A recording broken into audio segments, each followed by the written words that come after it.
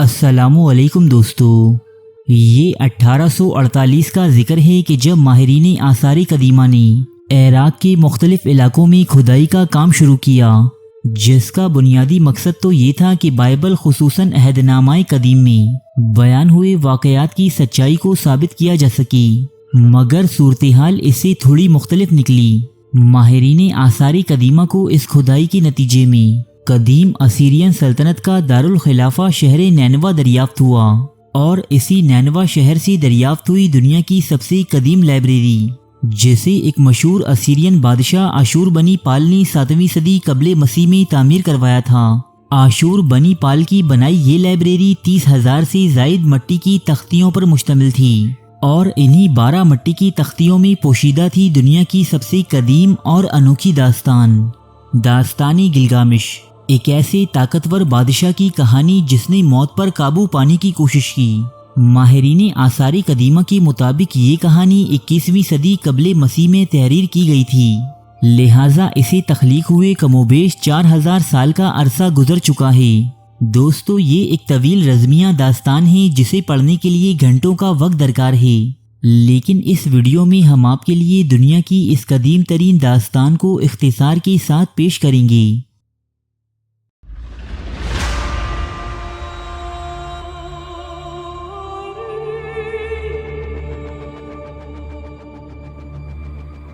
داستان گلگامش کا آغاز اس کے مرکزی کردار گلگامش کے تعارف اور اس کی تعریفوں سے ہوتا ہے، جہاں یہ بتایا جاتا ہے کہ پرانے وقتوں میں گلگامش اورک نام کے ایک عظیم الشان شہر کا بادشاہ تھا، جس کا باپ نوع انسانی سے تعلق رکھنے والا ایک بادشاہ، جبکہ ماں ایک لافانی دیوی تھی۔ اسی لیے گلگامش کا وجود ہمت و بہادری، طاقت و خوبصورتی اور عقل و دانش کا ایک پیکر تھا۔ دنیا نے اس سے طاقتور اور باروب حکمران پہلے کبھی نہ دیکھا تھا، لیکن اس کے ساتھ ساتھ بادشاہ گلگامش کے کچھ سیاہ پہلو بھی تھے۔ یہ اپنی رعایا پر بے انتہا ظلم و جبر کیا کرتا تھا۔ اس کے شہر کی کوئی بھی حسین و خوبصورت لڑکی گلگامش کے ہاتھوں سے محفوظ نہ تھی۔ اس نے اپنی ریاست میں یہ قانون بنا رکھا تھا کہ ہر نوجوان لڑکی اپنی شادی سے قبل ایک رات گلگامش کے ساتھ بسر کرنے کی پابند تھی۔ لوگوں کی آہو بکا سن کر ارورو نام کی ایک دیوی نے گلگامش کو سبق سکھانے کے لیے اینکیڈو نام کی ایک مخلوق پیدا کی، جو طاقت و بہادری میں گلگامش کی ہم پلہ تھی۔ اینکیڈو ایک مکمل وحشی انسان تھا جو جنگلوں میں درندوں کے ساتھ رہتا تھا، اور اس کا تہذیب و تمدن سے دور دور تک کا کوئی واسطہ نہ تھا۔ اینکیڈو ان شکاریوں کو سزا دیتا تھا جو اورک شہر کے باہر شکار کے لیے جاتے تھے۔ جب اس کی شکایات گلگامش تک پہنچی تو اس نے اینکیڈو کو سدھارنے کے لیے مندر کی ایک طوائف کو اس کے پاس بھیجا تاکہ اس کی وحشت کو کم کیا جا سکے۔ اینکیڈو 6 دن اور 7 راتوں تک مسلسل اس طوائف کے ساتھ ہم بستری کرتا رہا۔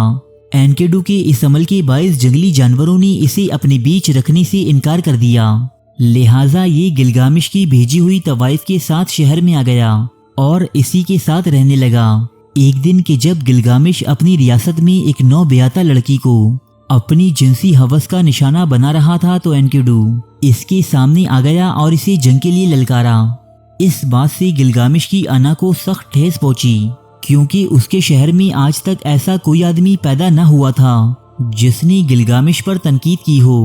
اس موقع پر اینکیڈو اور گلگامش کے درمیان ایک شدید اور طویل ترین لڑائی ہوئی، جس کا اختتام اینکیڈو کی شکست پر ہوا۔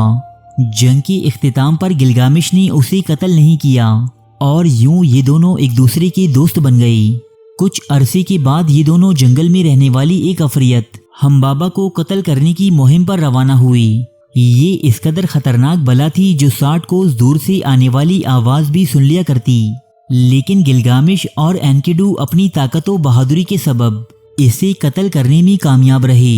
مرنے سے قبل ہمبابا نے ان دونوں کو بہت سی بددعائیں دیں۔ اس مہم سے واپسی پر اسیرین دیوی اشتر نے گلگامش کو جنسی طور پر اپنی جانب راغب کرنے کی کوشش کی، لیکن گلگامش نے اسے دھتکار دیا، جس کے جواب میں اشتر دیوی کے باپ دیوتا انو نے گلگامش کو ختم کرنے کے لیے ایک انتہائی طاقتور بیل دنیا میں بھیجا، جبکہ اینکیڈو اور گلگامش نے اس بیل کو بھی بہت آسانی کے ساتھ مار گرایا۔ گلگامش اور اینکیڈو کی واپسی پر شہر اروک میں ان کی کامیابیوں پر جشن منایا گیا، لیکن گلگامش کا عزیز دوست اینکیڈو ہمبابا نامی عفریت کی بددعاؤں کے نتیجے میں ہلاک ہو گیا۔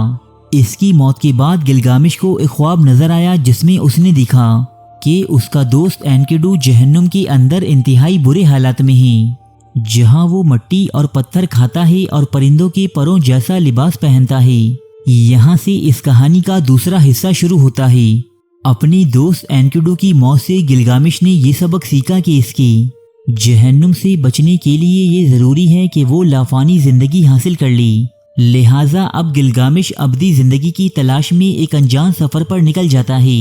یہ اس سفر میں بہت سی جنگلی جانوروں اور مافوق الفطرت بلاؤں سے مقابلہ کرتا ہے، اور ایسے بہت سے لوگوں سے ملتا ہے جو اسے یہ صلاح دیتے ہیں کہ انسان فانی ہے اور اسے ایک نہ ایک دن مر ہی جانا ہے، مگر گلگامش ہار نہیں مانتا اور اپنا یہ سفر جاری رکھتا ہے، یہاں تک کہ اس کی ملاقات عقل و شراب کی دیوی سدوری سے ہوتی ہے، جو اسے دنیا کے دوسرے کنارے پر رہنے والے ایک انسان اتنا پشتم سے ملنے کی صلاح دیتی ہے۔ دوستو، یہاں یہ بات قابل ذکر ہے کہ داستان گلگامش میں موجود اس کردار یعنی اتنا پشتم کی کہانی اور بائبل سمیت دیگر آسمانی کتابوں میں موجود حضرت نوح علیہ السلام کے واقعات آپس میں بے انتہا مماثلت رکھتے ہیں۔ داستان گلگامش کے مطابق اتنا پشتم وہ آدمی تھا جو زمین پر آئے، ایک سیلاب عظیم سے بچنے کی خاطر ایک بہت بڑی کشتی بناتا ہے اور اس میں تمام جانداروں کے جوڑے سوار کرتا ہے۔ بعد ازاں یہ کشتی ایک پہاڑ کی چوٹی پر جا ٹھہرتی ہے۔ بہرحال ہم اپنے موضوع کی طرف واپس آتے ہیں۔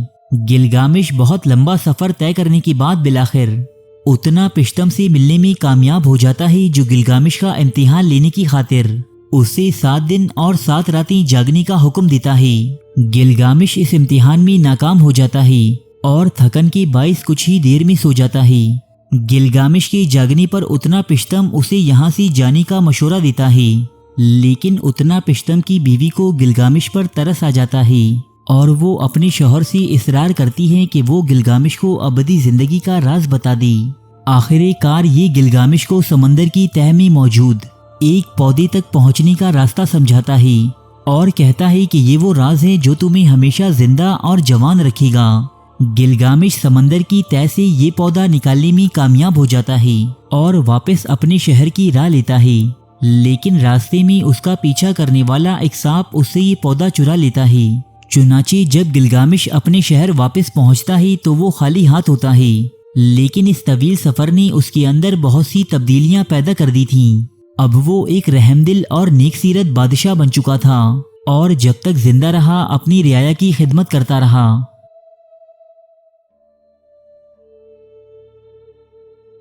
ارے فرینڈز، 1 منٹ، آپ ایسے ہی جا رہے ہیں؟ اتنی محنت سے ویڈیو بنائی ہے، ایک لائک تو بنتا ہے نا؟